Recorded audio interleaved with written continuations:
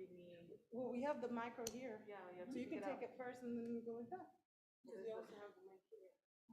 Want to start? Here comes the fun one.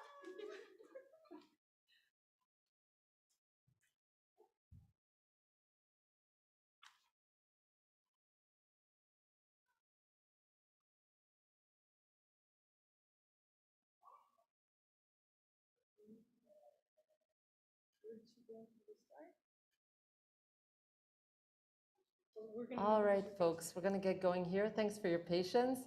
A little bit of a late start. Well, who can blame us? It's so nice and warm outside.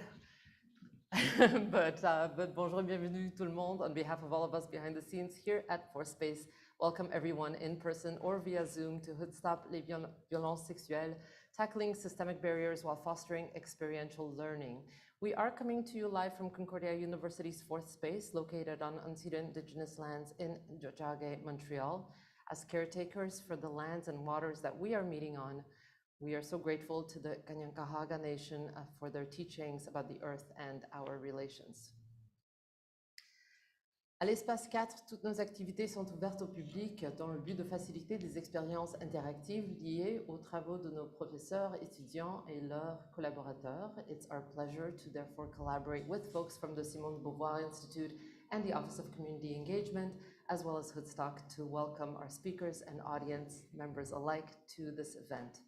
So for those of you in the space, physically in the space with us, during question period, please raise a hand, and Chanel Lees is here to assist getting a mic to you. If we don't use the mic, unfortunately, the folks on Zoom won't be able to hear what you're saying, so please be patient, and we're a bit low on mics, but we'll get one to you if you'd like to speak. And for those of you who are in the Zoom, well, it's a meeting, so you are probably familiar with just turning on your video and raising a hand if you'd like to jump in the conversation. Otherwise, we're also moderating the chat, so if you want to put any comments in there, please feel free to do so. Okay, that's it for me. I'll just put the link to the live stream into the chat if you want to share it across your channels. And it's my pleasure to pass it over to your facilitator. Fatima, welcome, over to you. Thank you. So thank you so much. First of all, we also wanted to say that we would like to begin by acknowledging that Concordia University is located on unceded Indigenous land. The Kanien'kehá:ka Nation is recognized as the custodian of the land and water on which we are today. Tiohtià:ke, Montreal, is historically known as a gathering place for many First Nations. Today, it is home to a diverse population of Indigenous and other peoples. We respect the continued connection with the past, present, and future in our ongoing relationships with Indigenous and other people within the Montreal community. We want to also acknowledge that sexual violence is a tool of settler colonialism and part of an ongoing process that continues today in the lives of Indigenous peoples who face disproportionate rates of incarceration and gender and sexual violence. We want to emphasize the courage, strength, and endless work of Indigenous women, girls, and Two-Spirit people to end settler colonialism and the cycles of violence it creates. So, without further ado, I will now introduce the subject of the panel. So, tackling systemic barriers while fostering experiential learning. So to do that, we have amazing members of University Concordia, but also people like they used to be my coworkers at Hoodstop. So the amazing team of Hoodstop les violences sexuelles. I also wanted to add that it's a bigger team, and today we have the amazing opportunity to have two of them, but there are also other people working as hard as they do to bring this amazing project to the table. So we are now talking about, I will just let you guys introduce yourselves. So maybe we can start with you. Good afternoon. My name is Marliane Lopez. My pronouns are she and her, and I am Program and Outreach Coordinator at the Simone de Beauvoir Institute. Hi, my name is Natalie Curito. I am an assistant professor of feminism and sexuality at the Simone de Beauvoir Institute, and I am also the program and practicum director for the sexuality major. And it's a pleasure to be here, and I use she and her pronouns.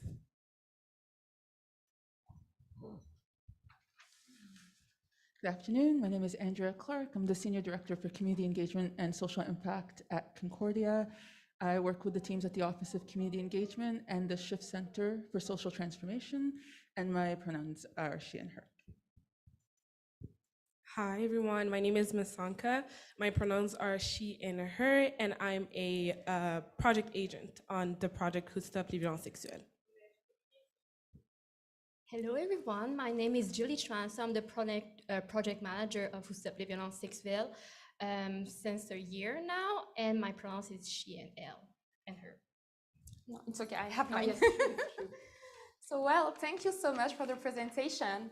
And yeah, so I will first start with our first question, but before that, I also want to reiterate the fact that I'm very pleased and honored to be the facilitator of the conversation today.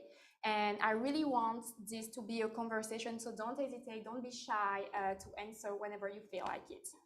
So, as we said before, today we are addressing systemic barriers to accessing sexual assault support services.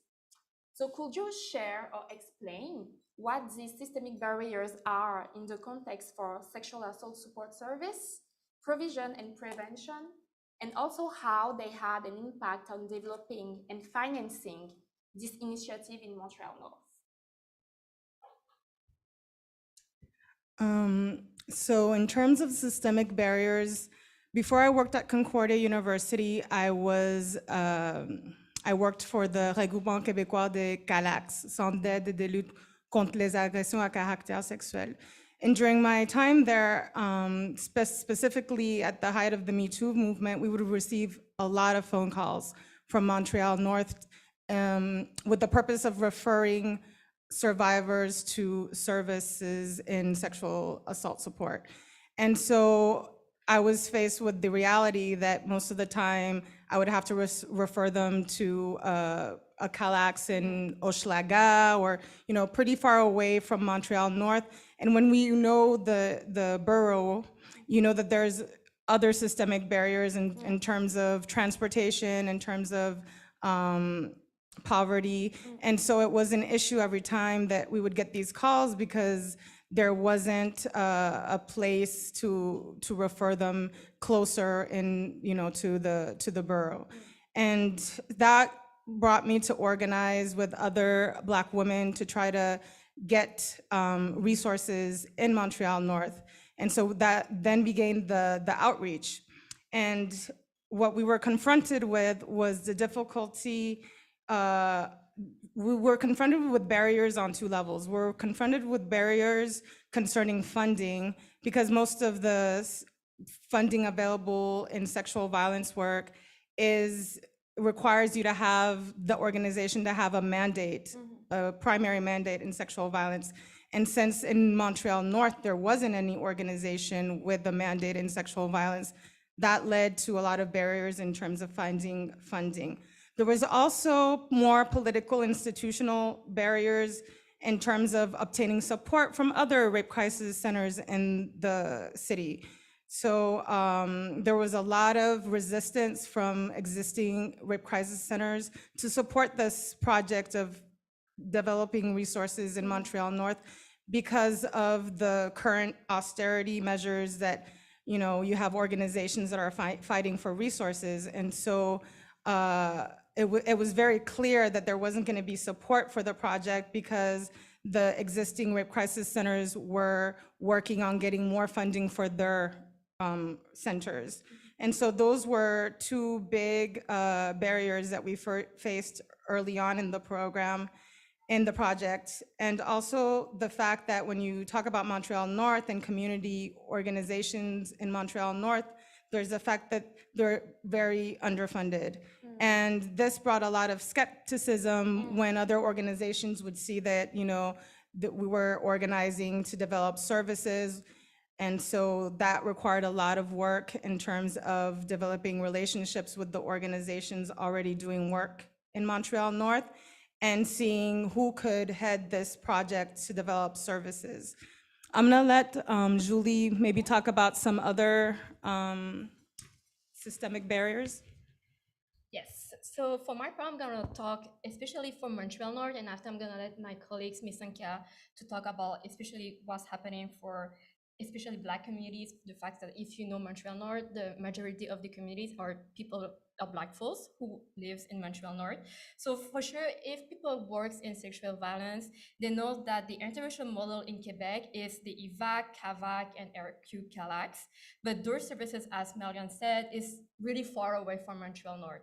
So for example, to get in those kind of service, it takes more than an hour to get there from another neighborhood, a neighborhood that people sometimes they're not affiliated with or they not know where are these services in this kind of neighborhood. So for example, we talk for Hochelaga. So it can take at least 2 hours to get there if you are from Montreal-North. So so there's one problem for the first barrier that we can be confront when we live in Montreal-North, but also when we get in this kind of service, it's not adapted for people who are racialized from different culture, and also the approach that you use is not usually culturally sensitive approach to help the communities. And also there's a lack of community collaboration, as Marianne said, just so people know, for example, in 2006 and 7, there was a $575,000 that needed to be created to distribute to a CALAX in Côte des Neiges, Park Extension, Saint-Michel, or Montreal-North. And we know that it's from 2006. Today we are 2022, and there's no still funding to create the CALAX in the neighborhood. So we see there's a big problems actually right now in politics, the fact that there's no specialized resources in Montreal-North. And that's why Hoodstop les violences sexuelles, the project was created to actually respond of this lack of resources. And also for sexual education, the sexual education part, in Montreal, unfortunately, we still don't have those kind of programs in our school from primary to high schools, because the only specialized program that is given in Montreal is from the CALAX. But as we said, the CALAX is from a specific areas, a specific neighborhood, and usually those kind of program doesn't come to Montreal-North. So what happened is the youth who live in Montreal-North, they don't receive any kind of sexual education, and this kind of problem participate to the cycle of sexual violence that's happening in our neighborhood. So that's why the Hoodstop les violences sexuelles was created to respond of this lack of services. So I'm gonna let after Cynthia to explain more. And also simply when the youth actually get services from somewhere out of their neighborhood, just because of stemming from stereotypes that we're creating, coming down from slavery and colonization. There are certain specific beliefs that are created around Black sexuality that doesn't allow you to feel comfortable getting the service. And so in general, oftentimes there's this belief that Black people have this like more of a sexuality, or like this aggressive sexuality. And so that reflects especially for young girls with like hypersexualization. So their bodies are seen as more sexual. And so if your body is seen as more sexual, when you're gonna go get help, there's not even this knowledge that you could be someone who has been harmed because your body is already sexual. Like that's what you're supposed to do. And then if we're thinking about specifically young men, there's this idea of there's also this like a violence ascribed also to like Black bodies. And so for young men, it's gonna show up in a way that they're gonna be seen as more violent, or they're gonna be seen as, pimps, or they're gonna be seen as, more violent in the community in general. And so when you go get service, there's this fear of stigmatizing your community. So this fear of like double stigmatization, and those unfortunately are not, there's not really any service that is really aware of what it requires to really be able to support racialized community in general, in terms of like their intersectionality, and really being aware of what racism does to people living in this country in general. Yeah. So we can see that it creates to take the word back, skepticism of the community, like to the institution. So it can be very actually difficult to navigate in that for the communities. But I feel like it's also interesting because the first part of the project was really based on a research. Like I read the action plan and I know that the first part was really like put and then face on everything that you said. So it leads me to my second question. So what is the impact and how do collaboration between universities and community organizers help students learn without burdening the limited resources that organizations have to work with? So I don't know who wants to start that. Yes. Can help. Okay, c'est bon. As the university side of things. Oh yeah, Great. I'm so sorry. I used to speak faster when I'm speaking in English, so sorry. So maybe the easiest way to start is to just describe very briefly what experiential learning is. And basically experiential learning is any kind of learning that involves doing, so like the practice of doing something. And increasingly universities have been putting more and more emphasis on institutionalizing this kind of learning through doing, which has been happening in all kinds of sectors in education for a long time, including in kind of activist or feminist types of education or organizing. And one of the things that we've seen in the research and writing that's been done on experiential learning is that there's a risk that is involved when institutions and community groups partner together.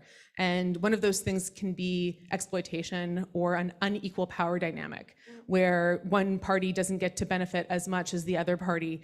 And in particular, the more nefarious or the kind of more risky or dangerous version of this is one where university partners go into community organizations and they basically pull all kinds of information or data or knowledge from those communities, and they don't give back, but they use that as the basis for generating their own, academic careers or the institutional credentials of the university. But it's not only a process that can be exploitative. I think institutional partnerships and collaborations, especially when embedded in relationships that are built through solidarity, activism, political commitments, and who do the kind of background work, can be really mutually beneficial. And they can be beneficial for a couple of reasons. The first is that, the students in universities are not always privileged students. They're not always people who come from backgrounds people have opportunities to have work experience that's relevant to their passions, their interests, the things that they want to do, the communities that they belong to. And we know that students who have more access to things like internships often are students who have connections in those places. And so thinking about gender and sexuality studies as fields where we generally find people who come from places where they're more attuned to their experiences of oppression, finding community partnerships can be places where people can have learning and connections with community organizations and groups that are meaningful to them, but also that give them access to networks, experience that can help them decide what to do next with their lives, whether it's for their studies, work, or volunteer, or working in collaboration with community organizations. The other thing is that there's an activist root to this kind of work. And I think that activism at the core of doing this kind of partnership is really important. And I really think, and I've seen how the kind of shared experiences of people who've worked together, not only in community organizations, but also in organizing as activists in their communities, really makes sense. And I think that another part of this process that is really important is the kind of background preparation, working with students before they're placed within organizations. So thinking about the kinds of coursework, the kinds of preparation that happens in terms of student training within the university, but also bringing community organizations into the university as experts as well. So there's expert knowledge that comes from communities, and making that part of what happens within universities, like doing events like this, integrating community engagement and experiential learning into the university can be part of that transformative process. And then the last thing I would say is just the importance of checking in and readjusting. That because of the way that power works, it can be hard for people in positions of power to see and understand how they might be at risk of exploiting other people or disadvantaging other people by not offering as much as they're giving. I think doing those kinds of check-ins, reassessing what's happening, being honest about what's going on in a relationship is a really important and key part of the way of doing experiential learning and community collaboration in a way that is mutually beneficial.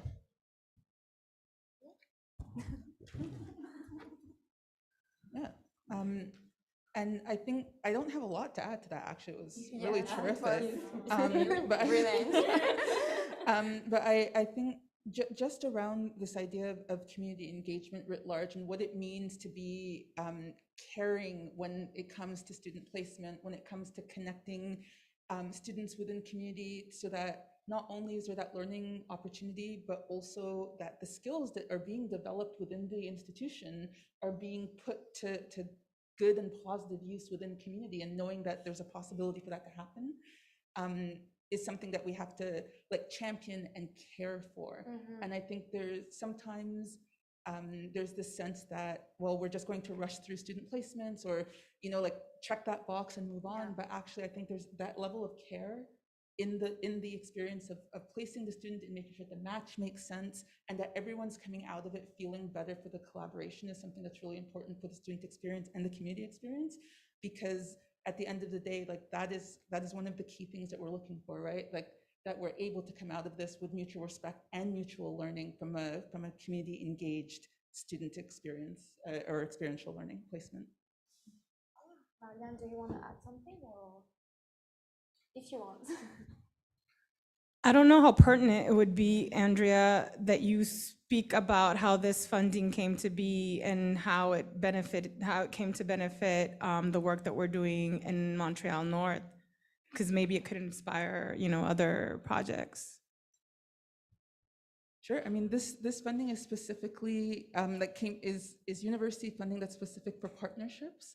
And in the context of the pandemic, there's an opportunity for this envelope to be used to create new partnerships within the community. It was traditionally used for corporate placements, and we were fortunate enough to be able to leverage it and direct it towards something that was community-based. And I think, like, I'm just so happy about the fact that there's flexibility within the institution to rethink how we can use these types of resources and to be looking to have them be like embedded and ideally something that can continue through time and be supportive of the academic experience. So I think that's the genesis of it, kind of seizing a moment and being able to do something different. Yeah. For my part, to add on Andrea, what you just said, for me, the fact that Hoodstop will receive this funding, it really helped us actually to do the work in the field and not thinking as an organization to research all the funding to do the work actually. So for me, it was really helpful. And finally, for the students part, I want to talk about the partnership that we did actually for this semester, the fact that Hoodstop will receive students to do her practicum in Hoodstop. So shout out to Verika if she's there, if she hears us. So for us, Hoodstop, it was really a pleasure to receive students who were really, she was prepared actually. She knew what her job will be in Hoodstop. She knows what Hoodstop we were doing in Montreal-North, and also the fact that she do the whole reflections as a student, how she can help the organization and not become a burden. So for me, as the project manager, I saw her really like as a colleague actually, who actually helped us to create a program for the youth in Montreal-North that they can receive it after when she's gonna leave. So for us, it was really a plus in the organizations, and the fact that it's a collaboration between the institute and from Hoodstop, it was actually a help. Yeah. This is really interesting because it shows how when the institution actually knows the work that people are doing on the field, we can actually help ourselves and, as you said, work together instead of just work in one direction. Like it becomes bidirectional, and I feel like this is the beauty of it. So yeah, this is really interesting. And you answered a little bit of that next question, but I wanted to add another aspect more on the research. So actually, what role can academic research play in supporting community organization? Like universities talk a lot about knowledge mobilization and etc. But how is knowledge really being mobilized through university community collaboration in Hoodstop, for example? So I'll start. Spotlight on you. Yeah, that's me. When I'm thinking for research, especially like right now with Tara Paul, so shout out to Tara also if she's there. A lot of shout outs. We love shout outs. That's what we do at Hoodstop, we only shout out to people. Caroline Souffrant too, yeah, for yes. sure. She was the one who started the research paper, but right now we're doing a research paper to document actually the actions that we're doing in the field. And by doing those kind of documentations, it helps us if when we're gonna ask to débailler the fund to get funding for a project to show the impacts of this project in the community and how actually your projects can do a change in this system, in systemic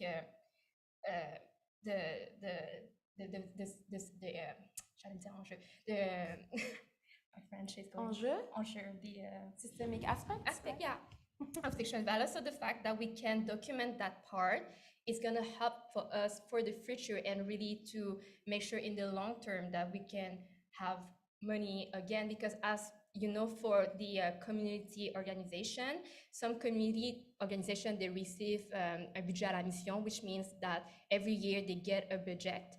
For Hoodstop, unfortunately, we are from projects, so we need to write a project every time when there's a funding who comes out. So it's like a concours, like I've said. It's like a race or a competition. A competition between us, and it's by project actually that we get money. And because of that, it's hard to work in the field and to do this kind of change in the long term. So the fact that we can do research papers and really to document everything, it helps us to in the long run for the change in the field. Maybe what I can add is when I started doing the work, the outreach around sexual violence in Montreal-North, I remember that the elected officials were asking for a plan d'action, an action plan for, a report, something. And it was really hard because all of this work was being done like on free time. We didn't have any funding. We were all overworked. We all had different, works, and we had responsibilities. And so we didn't have the time to really invest in doing research. So with this funding opportunity through Concordia, Hoodstop was able to hire Tara, Caroline, and then you, Julie, and Misanka, to participate in a lot of this research. And so it opened doors and it addressed those barriers in terms of capacity to do this research without money or support. Yeah, I think the importance of documenting from community organizations what's actually happening in communities is so important. I mean, in part because under-resourced communities are under-resourced for a reason, because institutional structures don't recognize the needs of those communities. So having documentation that's produced by those organizations, but also in partnership with universities, helps to create basically stronger data, stronger findings. And then I think on the flip side of that, thinking about knowledge mobilization at the university, one of the skills that I think students really benefit from when they do experiential learning work is learning how to translate ideas into an applied setting. So like you might talk a big talk when you're in the classroom with ideas, but can you actually use those ideas when you practice them? And I think that's something that we'll talk a little bit more about soon. But it's a really important skill set to be able to translate complex ideas into terms that are usable, that people can actually work with and engage with. So I think that that's one of the things that we can see happen in a positive way, ideally, in this kind of context. The other is using institutional resources for research, but also student skill sets with doing research. So generating data that comes from analyzing and looking at secondary sources. So that's what we do when we look at other things that have been published by other people's research, and summarizing that information, writing reports for community organizations, developing bibliographies and resources so that when a funding application comes through or there's a grant application, they have resources to pull on to be able to quickly fill in that information so that they're not spending, hours or weeks trying to like find where to cite this information or where to source it. So being able to synthesize information or summarize information that's from research findings can be really powerful for community organizations. And it's not surprising that a lot of students who do practicum placements for the sexuality program often will have a research component to the work that they're doing in the experiential learning relationship. So often they'll be looking at, research in libraries, they'll be looking at websites and trying to find out what information from other organizations is going to be helpful and creating summaries for that. And so I think that's some of the best forms of knowledge mobilization that happens. And also, this is the most lofty ideal of university research, is that when we produce research, it's going to be meaningful or helpful in some way. And we receive federal funding and provincial funding for doing that kind of research. So ideally, when we do that work, it should be translated at some point in a way that people can use them, and especially community organizations can use them. Yes, thank you so much. Really interesting. Do you want to add something? Or perfect. So, but you jumped a little bit on the question, as you said, because we talk about concepts, we talk about data, we talk about research, but how do we really mobilize those research and those concepts when we are actually on the field doing the work, doing the workshops? So, as you said before, university talk, they talk, but do they walk the talk? So we really want to know how, concept like intersectionalities, anti-oppression, and etc. really applies in a workshop or in the field, on the field, sorry. So yeah, I watch really Miss Anka because I know that you're the workshop queen. I was gonna say, I just think in regards to intersectionality and then all of this concept and put them then in a workshop, I think it's mostly this idea of, intersectionality is a term that we use in university, but before intersectionality was used in university, there were people like Black people, like racialized people, like queer people, who were making sense of their experience. And then by observing how they were making sense of their experience, then we coined it as that's intersectionality.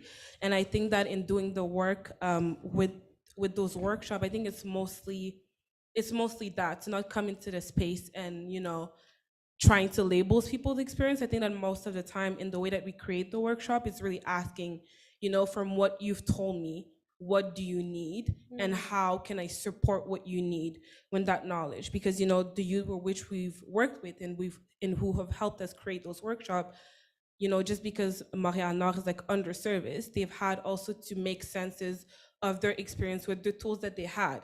They've had to create community with the tools that they had. They've had to they know about intersectionality because they're able to explain if I'm facing this barrier is because of that, but is the word that they're using is intersectionality? Not necessarily. And so I think that with the workshop, it's really for us, the work that we've done is really, how do I give you more tools to make sense of your experience in words that make sense also for you, in the setting that makes sense for you, even though we're coming from a university, background. I'm not trying to, someone who's telling me, I was profiled by the police yesterday. I'm not gonna be like, oh, it's because you're at the intersection of, no, it's mostly okay, well, in that setting, how can we hold you better to be able to, make sense of your experience in a setting that makes sense for you without necessarily feeling like you always need to.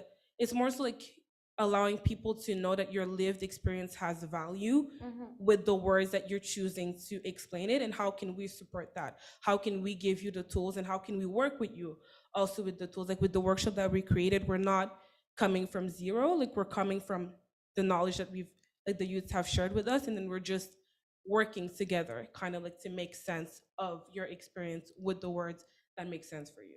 Yeah, so you are always learning Always through the learning, process. yeah.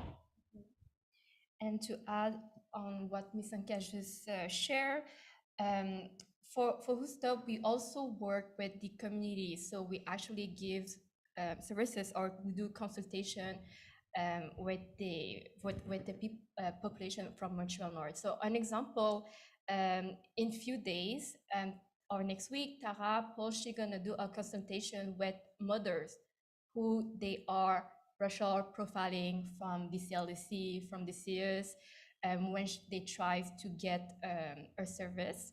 And we know that usually we're gonna use French or English when we're gonna talk, but in Montreal-North, the largest population, they are from Haiti. So so we need to adapt our services by talking the same language as them. So for example, she's gonna give this consultation in Haitian Creole, sorry. So we saw that when we work in Hoodstop, it's really to understand who are we working with, not working for. So it's really the with that we emphasize, and also to not consider ourselves as the expert. The population, they are the expert of their lives. They know what's going on in the neighborhood. They know what is the problem, and they know what are the solutions that we need to do to tackle those barriers. So that's how we work a lot in Hoodstop, and also we try a lot. Well, actually, we use knowledge from racialized authors, LGBTQ plus authors. So we really try to diverse our authors that we know that in academia, in university, we usually use white, male, hetero science research papers, and really at Hoodstop, we're trying to tackle that kind of process and really to get other kind of ideas and knowledge that we can find actually. Thank you. I really love that. So yeah, for sure. Oh, absolutely. So I just wanted to add, this project was also an opportunity to just develop something new. And Ms. Enka and Julie, you talked about it in terms of developing a prevention program that's different. So when I used to work with the Rape Crisis Centers here in Montreal, I had the opportunity to work on their prevention program. And what I would see was that the approach that we were going into schools with was not suited for our youth.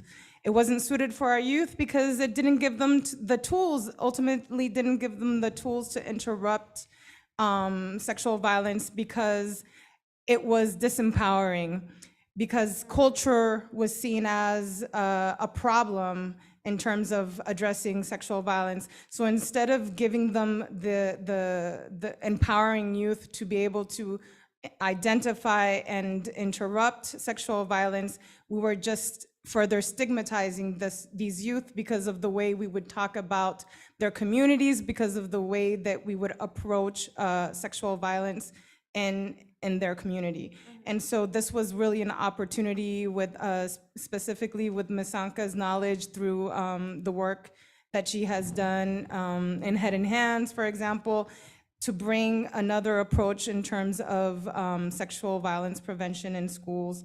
And it's really inspiring to see how they're developing the prevention program that is centers agency, and also uplifts the youth knowledge of their own experience, because a lot of times we come into schools to do these programs and we talk down to the youth, and we treat youth like they're unable to have any type of understanding of their own realities, and that's simply not true. We just need to provide them with the tools to have a critical analysis of what's going on in their lives, in their neighborhood, and the project centers this approach. The question around concepts around these kinds of community partnerships with universities, I think, is a really important question, because we tend to think that like concepts are developed and built in the university and then disseminate in the world. But in the lab. yeah, exactly. There's like a bunch of feminists in a room in test tubes and they come up with a new idea. But the reality is that, you know, when you work in fields that do critical work on social issues, the best kind of ideas are generated in conjunction and through the practices of people who are working and living in communities. And the people who are theorizing those concepts are people who come from those communities and have lived experience with them. So, you know, when we do gender and sexuality based work and we're working with those concepts don't always come from the universities. They sometimes are in dialogue with what's going on politically in the world. And I think intersectionality is a really good example of a concept that's like that. I mean, it was a term coined by, I know this is my university professor thing going on, but a coined term by Kimberly Crenshaw, who was a critical legal scholar. And she coined it to explain why the law couldn't recognize the different experience of violence that Black women experienced in the legal system. And so that concept came to be really meaningful for people in not only academic institutions, but also in community settings to help as a stopgap to explain how people might have shared identities in some components of their lives, but really different experiences in other capacities, in other ways. And it allowed for people across different sectors to be able to say, you know, this is my experience and it's being shaped by one part of my identity, but not this other part that we might share in this way, but not in this other way. And it allows, I think, people to be able to mobilize really specific kinds of interventions as activists, as organizers in community organizations. But terms are only helpful when they're helpful. And so when an idea or a concept isn't helpful in its word, the essence of it, I think, is what's most important. And so that's, I think, where the people who spend time thinking through concepts, who do research on how those concepts are applied or they manifest in social movements or come through in community organizations or in people's lived experiences and their lives, can be really helpful to help us grow how we use those terms and those concepts.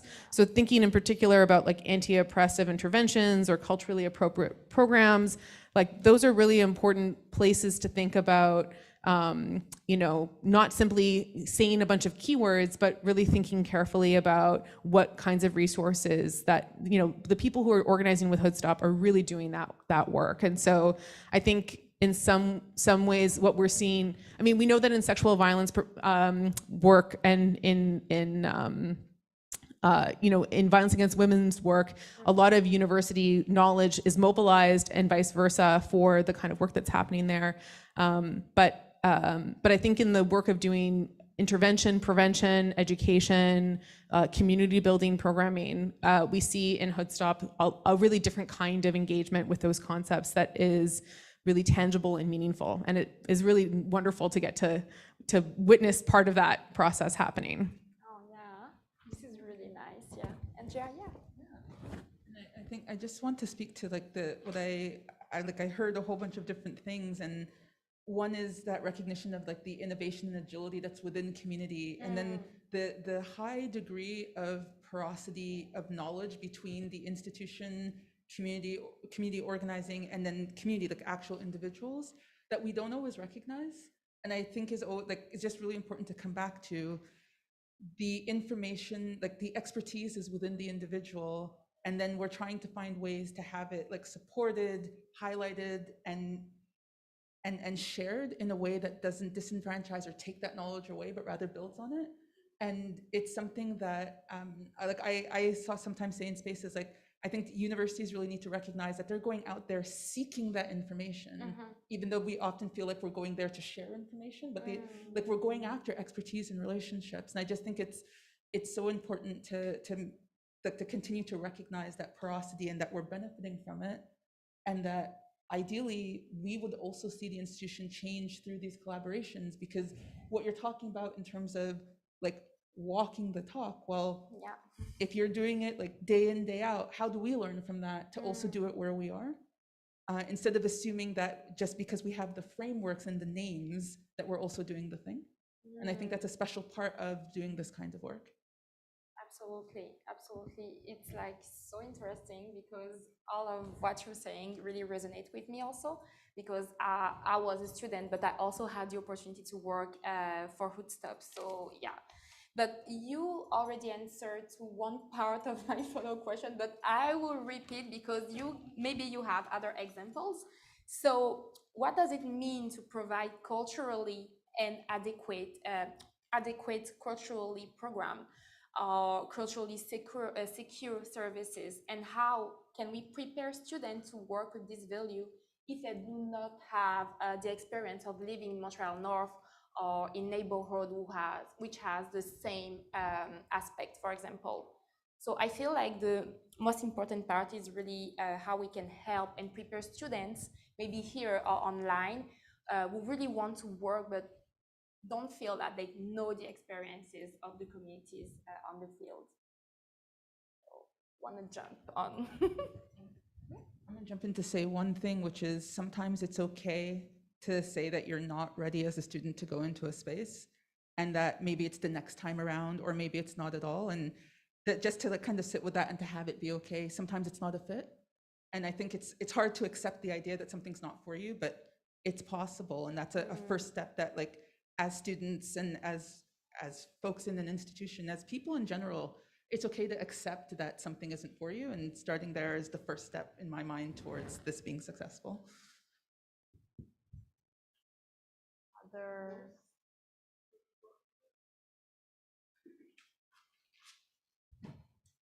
So what I can say is in terms of placements, as we said earlier, they're done with care. If we don't believe that the student has the capacity or the organization has the capacity to receive a student, then we don't go ahead with it. We meet with the students, we interview the students, we meet with the organization, and most of the organizations that we work with, either they have their own policies in terms of their organization being by and for. So sometimes it takes time to find that student that could be a good placement in terms of doing a project or being placed with a community org, and that's good, because if we don't do it with care, what happens a lot of times is we just place students and we develop these extractive relationships where we just place students, and the student doesn't have a good relationship, the community organization doesn't have a good experience either, and they're burdened. And what ends up happening is that in the future, there's no more collaboration because they had a bad experience, because they found it to be too burdening, extractive. So that's why it's important to do it with care if it's gonna, if we want to continue doing these collaborations long-term. There's also a course that Natalie doesn't want to talk about. So in the context of the program, all of the students that are placed within community orgs doing practicums, they have to take a course called Ethics and Community Engagement, given by Natalie Currito, which prepares students. And maybe you want to say a few words on it. Okay.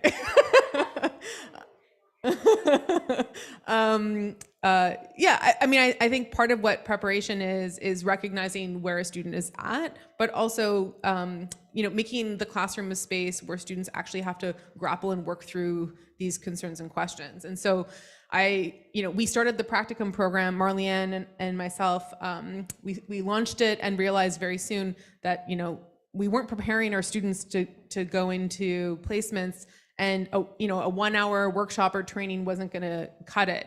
And so I introduced a class where we read about experiential learning, we read about the critiques of it, we read about like the not-for-profit sector, we read about austerity measures and neoliberalization and the impact of those things on community groups, we read about the way that different people do community-based activism and social change work. So there's a lot of space for them to have to reflect on how institutional structures work, how power and violence work, and how people have have tried and have worked on resisting those systems.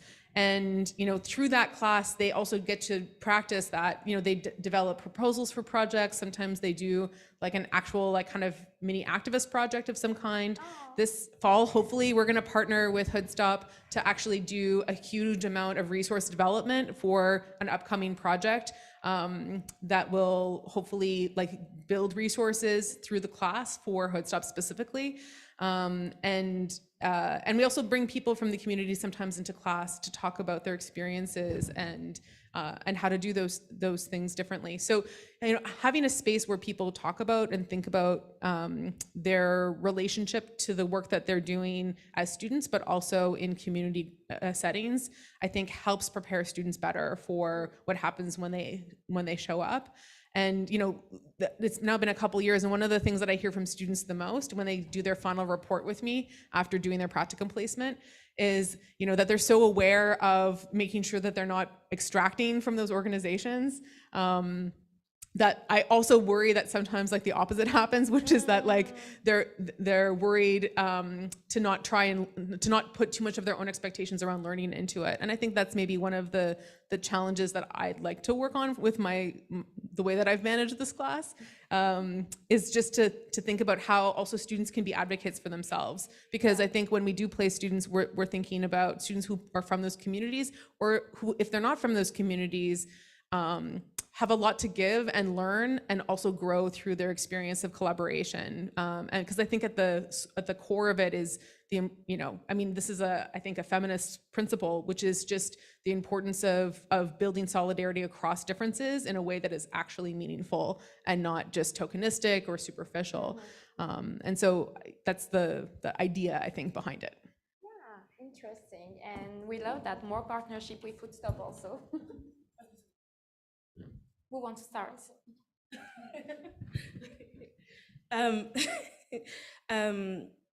I can kind of like answer the part that is about how to provide adequately culturally relevant and culturally secure services by kind of like flipping the question and the idea of like, now we're asking how can we prepare students, but how as a student can you also like prepare yourself to be in a setting like that in general. And I think that a lot of it, it's being open to learning and also being open to questioning your positionality in general, I would say, just because, and I think I can use Veronica for that, because Veronica was the student that was with us and she did great. So shout out to Veronica again. And Veronica wasn't from Montreal-North, like didn't have like a background that was similar to the people in Montreal-North. So I think that it asked them to, question a lot, like, is the knowledge that I'm bringing, am I like imposing judgment on this knowledge? I think that she had to do a lot of questioning in regards to, how she was approaching the knowledge that she was having and not trying to reproduce this kind of like a judgment that sometimes that we have when we're looking at a culture that is not ours. And so I would say to students that is exactly just doing that, being able to receive feedback, being open to learning, and also in doing that, always, questioning your positionality. And so in order, I think, to tie that into the culture relevant and culture secure space, I think it's just that being open to learning from other people's culture and learning from other people's culture also in a way that like it really asks to like suspend judgment. I will say I think that is really important, because sometimes we come from a knowledge from university and we look at a culture like, oh my God, this is so special. Like we're looking at it like exactly exoticization. So I think it's really important to be able to do just that, be willing to learn and to also really be intentional in the way that every time I'm creating a workshop, I'm making sure that the person for whom I'm creating this workshop and for who I'm creating this workshop are gonna feel like they can recognize themselves in the workshop, regardless of how me personally, Musanka, as the person who's giving the workshop, would have done it. It's more so like how can you relate to that, and how can you be seen in that Work. Yeah, it's a lot of work and a lot of like learning about other people's culture in a not judgmental way, to simplify it. Props to you. And to add on, I want to talk the concept that maybe you have heard before, the imposter syndrome, right? The fact that if we're not from Montreal-North, or not especially a racialized person, or a person from Black communities, for example, because we in Montreal-North, that's the biggest population. We need to understand, especially like for Hoodstop, for us, we want the students to feel care when they come with us, and especially that it's okay to make mistakes. You're here to learn. You are students. You're not. We didn't hire you to do the work. You are here to learn, and that's our job, to teach you, to make mistakes, and you're not perfect. And your goal is not to achieve the perfections too when you work with Hoodstop. So I feel that when we talk about care, yes, caring for the students and also the organization, we need to give the care for them to come to work with us, and especially to understand what are your limits too. What you want to learn when you come with us, what you want to do. Also, that's the first thing when I asked to the students, to Veronica, when she came to Hoodstop, I asked her what you want to do at Hoodstop. I have this as a project or a task. What's gonna passionate you to work with us for your 100 hours? Because for me, I don't want you to come and every time as a student, when you do your job and you're like, I hate this, I need to read that, oh damn, I don't have time. Like for me, when she comes with us, she needs to be happy, to learn and to have fun also. It's important to have fun, especially when you want to work in the activist field. If you don't have fun, it's gonna be a long There's day. a lot of leftovers and burnout because it's heavy, right? Exactly. And we work with, especially sexual violence, it's a hard subject. It's a hard subject that you need to find a way to twist your day to have more fun and actually to be also in a safe space. Like we talk sometimes with brave space, but at Hoodstop, especially for us, it's important that everybody feels safe.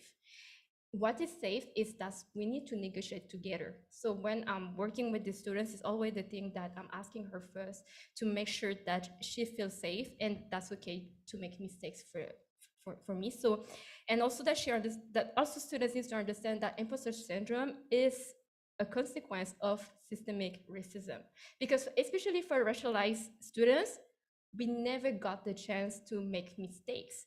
Because every time we get a job, every time we go somewhere, we expect us to be perfect, that we cannot do mistakes. And when we do a mistake, it can be really fatal for us. And it's something that we need to break. So if at Hoodstop, les violences sexuelles, we don't give the same this kind of treatment of care, actually we're gonna fail our mission, right? Because their mission is trying to tackle systemic barriers and on sexual violence. So if it's not safe for students, how can it be safe for the populations? So that's how the mindset that we work at Hoodstop, to make sure the students, when they come with us, they feel safe. Thank you so much for these answers. So it leads us to actually our final answer, but it can be like, I want everyone to participate to that one, because I want you to ask what were the peaks and the lows working for Hoodstop during this year, and also what lessons did you learn through the process for the next few years, because we know that it's gonna last for a long time, we hope so. If there's the need. We don't want to do projects if there is no need, right? So would you want to start first? There's a lot of things to say, right? But also with the partnership. I had you on that.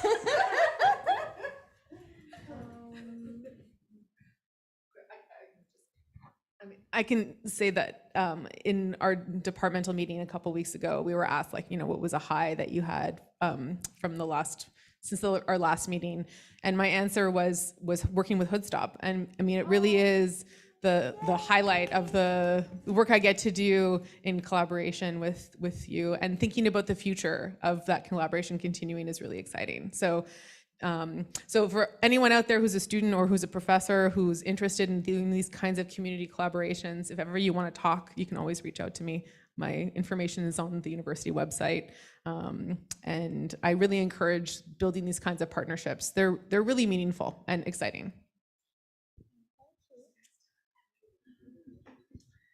in the last year. Well, I can talk about since the beginning. Yes.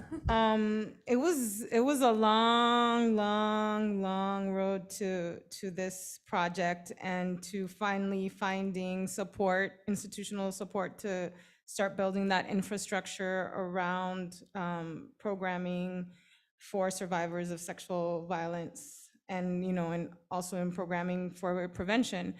And so I guess the peaks were, just participating, whether it be in the consultation sessions or in, our meetings and seeing the work that the youth, Misanka, Tara, Julie, they're all doing, the people that work in Hoodstop, Les Violences Sexuelles.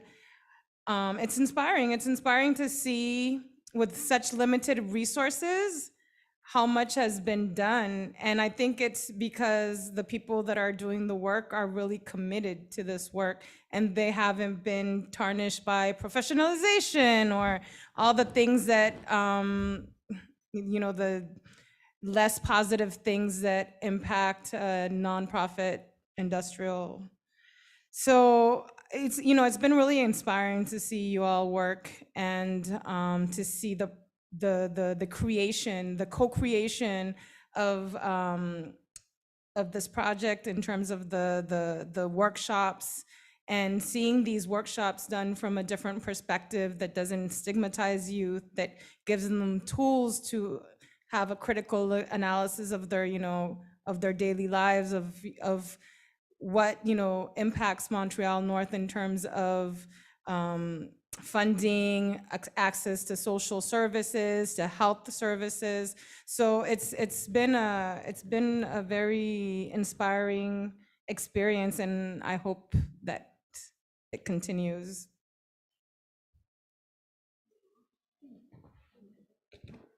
I think it took me a long time to pick up the mic to answer this question because I was like, where were the lows? Because I've been working on this project since September. I think we've been together since September. So I'm like lucky enough, to like come in Hoodstop in a moment where like partnership have been created and I'm just there for the fun part, I'm like working on the workshop. But I think that, definitely the peaks, it's been working with this team, working with Hoodstop, like working with Julie, working with Tara, working with Narjas, like, I don't want to be cheesy, but it's a really great team.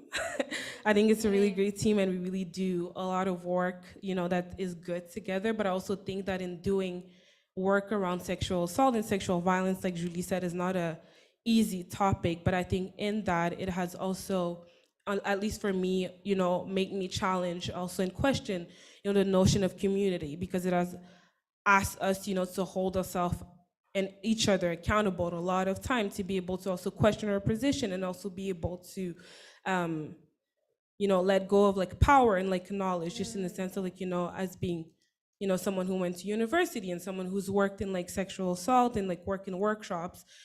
Sometimes it's easy for me to come into this position and be like, I know the things and my knowledge is the knowledge. But I think that it has been to be able to do that, to allow ourselves to be vulnerable, and in doing that work and also building community, I think that we've learned also, a lot. I think we've had a lot of great sessions working together and trying to write in the youth's voice, and realizing that, we're not the youths. So maybe that's the low. We're not the youth anymore. But, to just be able to do that work and to, be also assured that it's going to have an impact, and also know that either way, we're not doing just this for us, we're also doing it for other people and with other people. So just this aspect of community building also that comes with this kind of work has been really, really great. And I hope we can continue doing that next year's year. Wow. Such a good answer. Thank you. For my part, what I really like with this project, and I'm gonna take the terms of Narges when she talked about the mission of Hoodstop.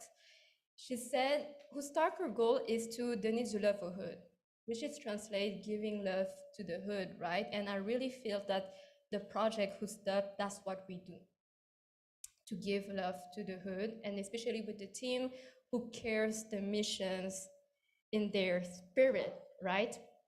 To really work in this project. And one of the biggest peak that I saw, that what it really impacts for me to see the job is done, is on the weeks, the 12 jours d'activisme, is the 12 days of actions that we participate this year. We decided to do with the Centre Interculturel Femmes, another organization in Montreal-North, which they are our neighbor from like one address. It's just next to us. And with the center, we decided to do art therapy sessions for the mothers of Montreal-North. And they came. So there was 4 mothers who came, and we know that in Montreal-North, one of the big barriers is the transport. So that's sometimes we plan for 20 people, but only 4 comes, and it's one of maybe the laws that sometimes we expect to have more people, and unfortunately, because there's so many aspects, there's only few people who comes to our activities. But what they laugh during the art therapy session. They have fun. They talk about their issues that's going on as a mother, as a woman, as a survivor of violence too. And at the end, they became friends. So it breaks isolations, because in Montreal-North, it's a big things that's happening, isolation, the fact that there's no center for survivors who can come and really work on the healing. So for me, it's one of the biggest achievement I saw, that Hoodstop, we doing the work, and there's a need, and we can answer the needs. And after, right now, if you're from the hood, you know that c'est la bouche à oreille, we talk. Like, hey, there's a barbecue there, there's the turnip over there, you should come. That's how we work in the hood. So right now, what the mothers, they want is to have other spaces like that, to talk, having fun. But the thing is, the problem is we don't have the funding to do it. So it's one of the laws, is the really, like, we want to do the work, but usually we have this kind of barriers for us to develop other projects. So hopefully in the future, we can do this work. So for me, it was one of the biggest achievements that I saw with Hoodstop, and yeah, I saw the change. Thank you so much. Yeah. I just said a hi, but I thought of a low. Sorry, I'm going to be a killjoy. The low, I guess, that should be, named is the lack of institutional support from the anti-violence network. So, and this is something that's ever going. Having sexual assault support services in Montreal-North is a political issue, and it has been for many years. And one of the reasons that there hasn't been services in Montreal-North is this lack of support, this lack of institutional support from the anti-violence feminist movement. And so I hope that, with the extraordinary work that's being done in Montreal-North, that, some of this support is mobilized, and that organizations that have years of experience addressing sexual violence here in Quebec can open their eyes and see that, for a lot of our communities, the approach that's being used does not work and will not work. And that, we need to rethink the way we engage in, communities that are marginalized by systemic racism, by, just state neglect in terms of funding. And so I hope that through the work that's being done, this changes, and that the project can get institutional support from the movement.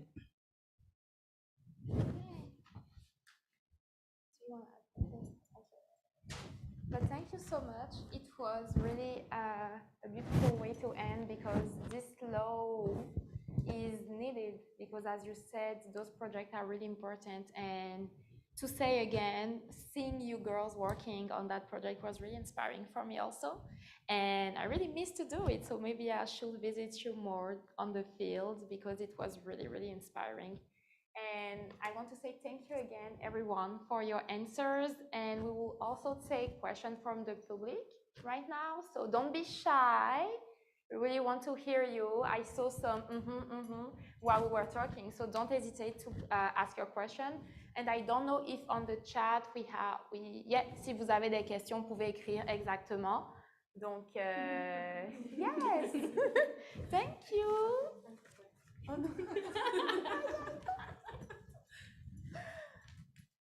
So, the mic is here. Or comments. Maybe you didn't like it. Maybe you don't know. I don't want to know. Yes. Oh. Oui. Merci. Hello, my name is Hani, and I just have a question because always we heard about the same problem about transportation with all the fields, not just about this subject. So I'm always wondering why we couldn't carry this knowledge and take it directly for the places. Like, I have a small experience in Montreal-North because I'm volunteering with some NGOs, and really the people there, they love to go in the parks. So we can do some activities there, so we can be closer to them, and we don't need to ask them to come to us. So we are the one who's going there. I'm just want to always asking if that will be possible in this situation, or we always asking the people in need to come to us, not going to them. And then from here, we can just make it bigger for going to schools, not asking the people to coming from school or the teenager to come to take the service, and the same thing for the other communities and places.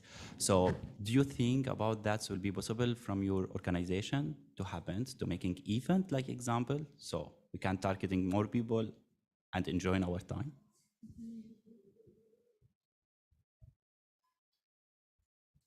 Thank you for your question. So yes, at Hoodstop, what we do is really in the field. So the person in front of you, Kata, over there, she's the agent of mobilization. So she goes like really in the field. And for example, when we do the consultation at Montreal-North, we went to the park. We didn't ask them to come to a local. We went there. And I know like in research, it's not the perfect place, right, in the park to do a consultation, but that's where the youth they are at, right?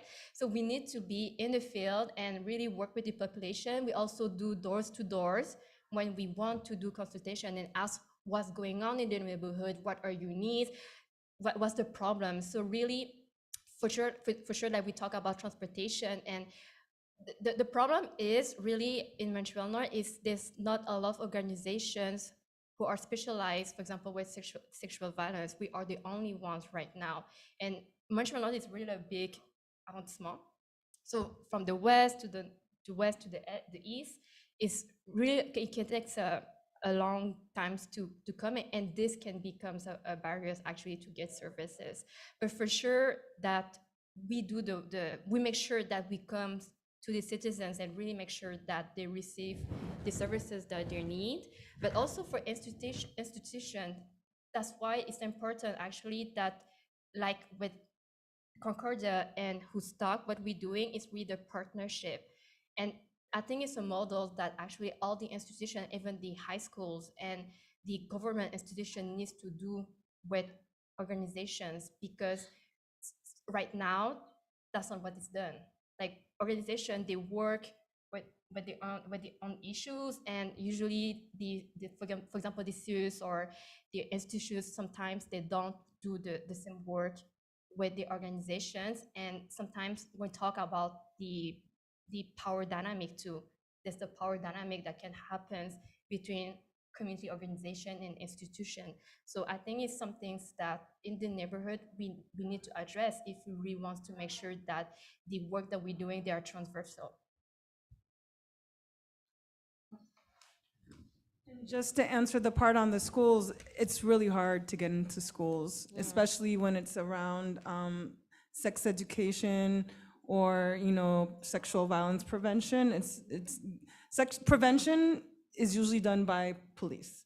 And so there's limited amount of community organizations that do have, you know, entry in schools, and that's something that, you know, Hoodstop is working very hard on, but it's challenging.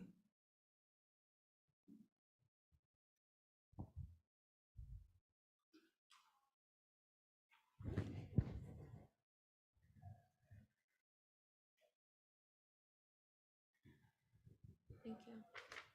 Hi, so my name is Sohima, and I mean, great presentation, honestly, very inspiring. So I had a couple of questions, but I guess Marlene, with what you just said about like getting into the schools and why it's so difficult. I guess my first question would be to ask, like, why is it so difficult to get into the schools? Is it because obviously you're talking about children that are underage, so they don't obviously want to expose them to just anyone. So like where are the disparities? Like, is it really based on the educational system, or is it really based on the certain organizations and the fact that maybe they don't have, what it takes to be able to present themselves like as a credible institution to the educational institutions?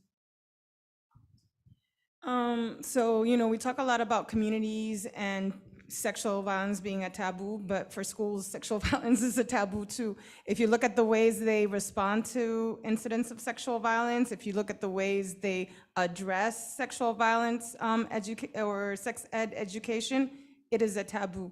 And this needs to change because it's a disservice to the youth in the schools. And if we're talking just about sex education, organizations that have a history of like programming and are funded at, have core funding also experience barriers to go inside schools because schools, you know, they just don't seem to have the capacity or the political will to, do this type of programming. Capacity, when I say capacity, is when we talk about sex education, we're talking about a number of hours that are, reserved to talk about sexual education, but it could be the history teacher that does it. And so maybe the history teacher is not equipped to address, sexual violence. And so it's usually like the teachers that are using time from other classes to address sexual education, because the organizations, the community organizations that work on sex education have a lot of difficulties. But I think Ms. Sanka is better equipped to answer this question because her work was this, so.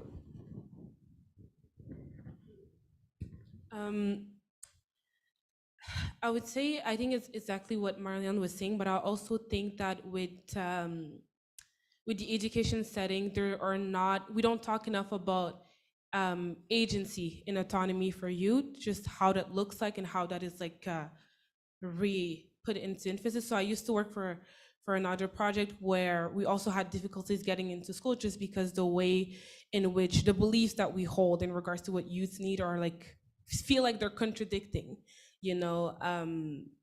like the way in which the curriculums are made at school. Oftentimes, when you talk about harm reduction, or when you talk about harm reduction, when you talk about agency, often what is going to be heard from school boards and from schools is going to be like, oh, we're encouraging a behavior that they don't see as a good behavior. So it's harder to get into the schools because you just have to flip the way in which you're presenting your workshop in order for it to fit in what the schools see as fit. And even when you do that, you also face a lot of surveillance in terms of like, sometimes you do have to present your curriculum and they're going to be like, this you need to cut, that you need to cut. And then what you're actually left with your workshop is like the introduction, hi, from Hoodstop, So I think that is like the tricky part with getting into schools, because in the way that the work that we do at Hoodstop, it really emphasizes agency and autonomy for the youth. So we're different from other workshops that are given because we don't step into classes and tell the youth, hey, this is me, and this ABC is the good behavior and the rest is the bad behavior. Follow the good behavior and that's it. It's a lot of conversation and a lot of like empowerment and a lot of like allowing the youth to create the tools that they need in order to feel comfortable to take the good decision that they feel as good for themselves. And I think that oftentimes with schools, what is heard in that is like, oh, so you just tell them to do whatever, when it's not that. It's really just like empowering youth. So there's like this this difficulty I feel in the way that we just autonomy and agency is encouraged in school setting, especially specifically for teenagers. I think that teenagers oftentimes are in a tricky part of their learning, because you're a teenager and you're just like, you get told by adults all the time, you have to take the good decision, you're a grown up now. Like, and but then when you take a decision that they don't like, they're just like, no, you're not responsible enough for that decision. And so with Hoodstop trying to kind of like counter that and just empower people, sometimes for schools, it's read as like, oh, c'est juste n'importe quoi là-bas, you know? So yeah, that's the tricky part. Because, oh, Like I could give an example. I remember when I worked for the rape crisis centers and their prevention program, there was a case of some schools refusing to have the workshops because they were afraid. They were afraid that it would encourage students coming out as queer, and then they would not be able to manage, you know, all the queers coming out. So this is an example of a barrier in terms of just basic sex education and why certain like schools, and it's a lot of times it's left at the discretion of the direction. And so if the person that's at the direction feels that no, this is just going to bring me more situations and problems, they're going to refuse. And so community orgs have to develop a very creative ways to entering into these spaces. I mean, you can ask a follow-up question if you want. yeah, well, a follow-up question or I guess maybe a comment, because these are very interesting points. I guess for me, like the way I consider things, I always look at like all spectrums, and I'm also thinking about like the parents, because at the end of the day, like this is an institution where these are their children. Like there is true that there's some times where there are situations in the family and maybe the kids don't get the support from the parents that they need. However, at the end of the day, like these are children that are underage and they have parents.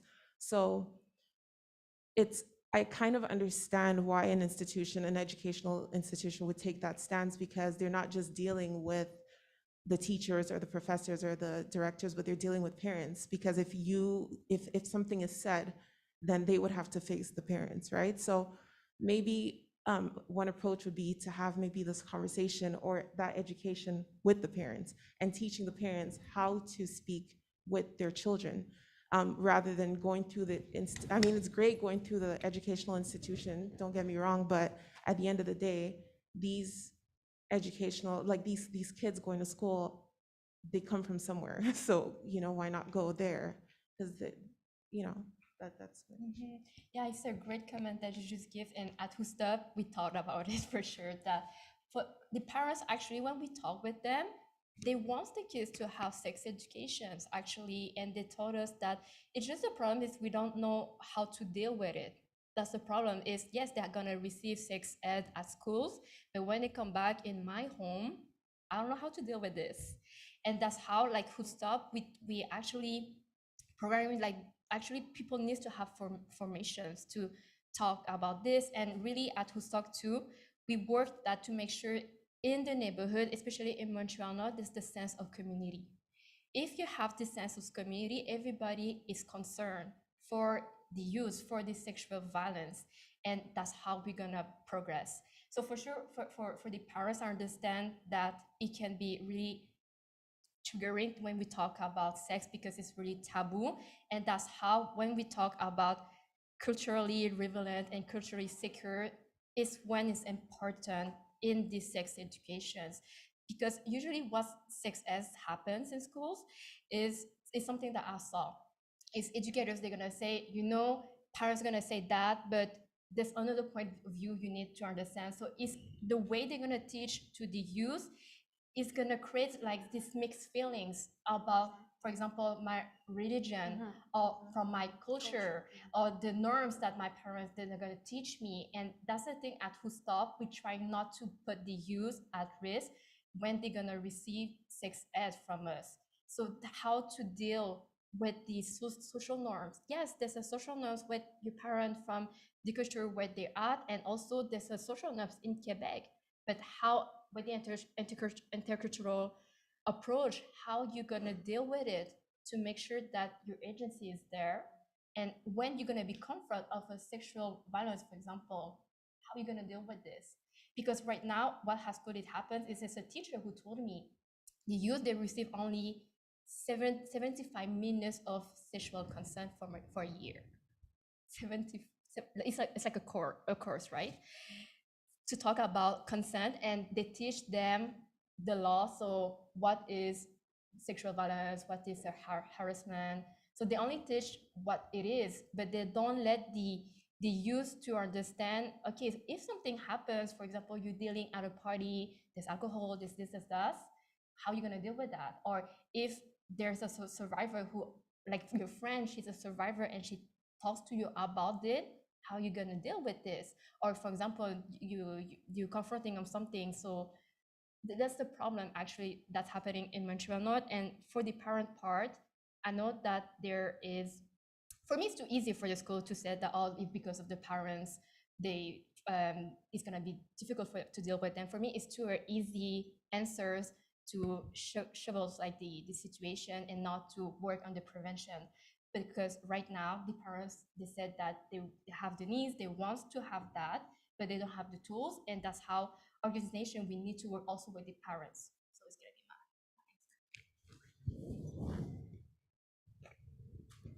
I mean, also, Julie, like that's the next project is exactly That's that. what I wanted her to say. How did she say it? No, nobody said it. Me too. I was like, okay, but Julie. Yeah, No, because they don't have the I mean, this whole team has spent the last month working on a grant application for funding to develop exactly this, an education program for parents and service providers in the community to equip them with tools to understand what kind of support they need to offer their children in doing sexual violence prevention and sex education work. And this is also another way. So I think your questions are fantastic and really important questions. And I mean, just also to give like the more kind of like academic side of things, that for context, you know, one of the things that shapes education is you know, the fact that it is not just about learning, it's political. Like education is a political institution, it has political origins, and it's shaped by politics. You know, the provincial government has sex education mandates in the province now, but there are no formal trainings for teachers to teach sex education. There's no curriculum from the province officially that helps guide people to learn how to teach this. In addition to this, the history of education is a space of disciplining, not empowerment. So, you know, children in schools are learning in an environment that doesn't really encourage self-empowerment. And when you come in with a program that's built on empowerment, it can be really difficult for schools to understand that language because they're struggling really a lot with the disciplining of children. And so those, I think, are some of the institutional barriers that we're seeing with schools. I mean, in addition to this, there's, you know, concern about like cuts to funding. Schools are incredibly under-resourced across the world, but especially in you know, in the communities that we're talking about. And yeah, you know, not just in terms of like, you know, funding, but under-resourced in terms of access to teachers and specialists, social workers, therapists, counselors, you know, like across the board, there is under-resourcing of education. And so when organizations come in from outside of the school and offer services and resources, you would think that they would jump at those opportunities. But the challenges that I think that schools are also facing is, you know, what happens if we bring them in and something bad happens? We're going to be the ones liable, not them. What's going to happen if, you know, more people want this and we can't provide it because we don't have the resources for it? Better not to do anything than to do something that we can't really give everybody.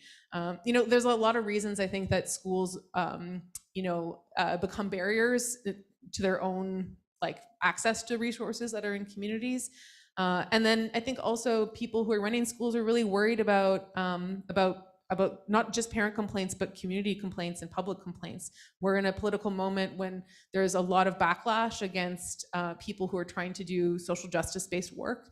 And I think, you know, politically, we see that schools become targets of political motivation sometimes, which means, you know, people call for the defunding of schools. We see, you know, different kinds of resources that are cut because of those political reasons. And I think, you know, the larger community and, you know, the public in general can play a larger role in advocating for better access to resources within education. That could be also gateways to help support the kind of institutional work, the institutionalization of work that organizations like Hoodstop are doing. Just one comment. Like I really commend you guys for that because being able to like have that wisdom and balancing it out with the parents and having like conversations where you're not imposing your beliefs, but you're actually understanding the parent, like the culture that they're coming from. I think that's really key because you can't help somebody if you don't understand them, you know, and you have to understand their culture and where they're coming from and not impose your own beliefs or your own way of, you know, thinking. If they have whatever it is that they believe, whatever religion, whatever culture that they have, you respect that. And then you just, I mean, you give your form. So it's kind of hard not to kind of change as you said. So it doesn't become like a conflict between you and then their culture, you know, so it's very interesting.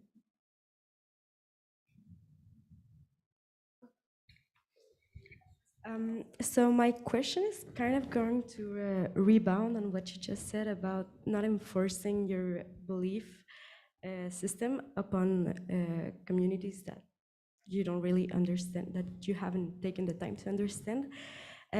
Because as we know, Simon Jolin Barrette, along with the Ministry of Justice, are developing a new court for victims of sexual assault. And I was wondering if you had any concerns about like the structure of that court not being adapted to the experiences of marginalized communities. Are you worried that it might contribute to the systemic barriers related to sexual violence? And there's another level to my question. Are you aware if these communities have been consulted for their insight and experience to build that court? The communities were not consulted. My main concern is we continue to invest in the criminal justice system. You know, we continue to invest in judiciarisation. We continue to invest in systems that have proved once and over again not to, you know, work, not to bring healing to survivors of sexual violence. And so I think the question should be, why do we continue investing and repackaging? Because it's, you know, ultimately, there's a lot of skepticism around this new special tribunal for survivors of sexual violence. And it's, you know, a lot of the concern is the fact that we continue pushing all the money into one strategy, which is, you know, the legal system, which barely any survivors use or decide to navigate because of the violence within the system itself. So yeah. Thank you. To add something? Yeah, to add on, for especially in Montreal-North, we know like most of the community, they are racialized. Like Ms. Anka said, survivors, what happens when we put just on the only kind of justice is we put them in this difficulty. Do I want to put somebody from my communities in the carceral institutions? Because after we know what are the impacts, right, for the communities, and what happened is only breaks the feeling of appartenance of the communities. So right now with Hoodstop, what we're trying to work is actually to really healing as a communities, to healing from the sexual violence that happens, giving the tools to prevent it, and also for the survivors, giving the spaces to heal also. So I think it's really somewhere that Hoodstop is trying to put more the justice, the transformative justice, and the riches of reparations instead of the criminal justice from what we're trying to put a lot in Quebec. And I suppose that if like the government would have consulted like organizations from Montreal-North or like Hoodstock, they would have realized that I think it's retribution. That retribution is not the way that, it's not what those communities need, and it's not what works best, right? But for sure, they don't come to see us because usually those kind of concert is in French or English. So right now it's a barrier of language for the people who live there, because it's not especially the language that they're going to use, right? So if they really want the willing of policy to be more inclusive and really to make sure that the justice system is adapted for the communities, they need to find the strategies they are using. And right now, for sure, they don't come to see us. So the answer is right now it's not adapted for our communities for sure. And it's just going to participate the perpetrations of the systemic violence that the communities are having right now. Yeah, that was gonna be my next question. Like, if it's not helping, will it contribute to such systemic racism? But you just answered it. Thank you so much. Thank you. Okay.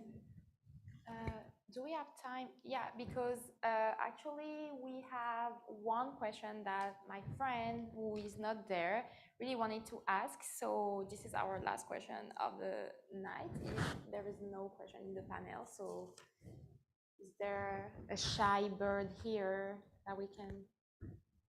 No? Okay. So I'm from a community, so I look at you, Andrea, because I feel like you are the best to answer, but feel free to take the mic if you feel like it. I'm from a community organization, collective, or youth engage that does not have much experience in partnership and fundraising. Does the community engagement who feels help coach newbies? Do you have any recommendation for someone or an organization like me, so someone who doesn't have a lot of experience, and I'd like to get off with a good start? So, Yeah, I mean, at this point in time, the Office of Community Engagement doesn't do like specific coaching for new organizations. I would definitely encourage folks who are interested in like developing partnerships within Concordia to connect with the office. That said, recommendations, this is both from my experience within the university and also from having worked in the community sector, is celebrate your story and really own it, which is so important, because often we're like, the way we talk about our own work is désolant, like it's, oh, well, we need help and it would be great too, as opposed to really celebrating what it is that you're doing, the knowledge that you're bringing, which is something I think we've spoken about here. And the other is a real shout out to COCO that exists in Montreal, that has a lot of resources for organizations that can help you think about, like, do I incorporate, do I not, like, where am I heading? And also, I think that, like, I'm always interested in talking to folks who are thinking about like where they're heading, but I don't think that's an official service that I can offer as someone who works at the university. thank you. Do you want to add on that? I see the looks. Okay, but if not, and if we don't have any other question in the chat, I feel like we can call it an end to our panel. Thank you again for the participation. It was a pleasure. Thank you, public, for the question. They were all good, and also for the comments. And yeah. Thank you to the ASL interpreter. Yes, Thank you to those that are working on translation. And yeah. All right, folks. Well, thank you so much for coming into the space and giving time and space to this really important conversation. We're so glad that we were able to accommodate you and have a big group of people here with us and on Zoom. We had I think some shy folks on Zoom perhaps, but quite a few people were listening to you and engaged in what you were saying, as well as on the live stream. So we appreciate being able to be part of this conversation here at ForSpace. On that note, I'm letting you know, if you wanted to share this conversation with others, it is already available on the ForSpace YouTube channel, Concordia University ForSpace. Go there and you'll find it as the first video that happened today. And otherwise, we're gonna say goodbye now and close up the Zoom and wish you a great evening. Thanks all for being here. Until next time, ciao. Bye.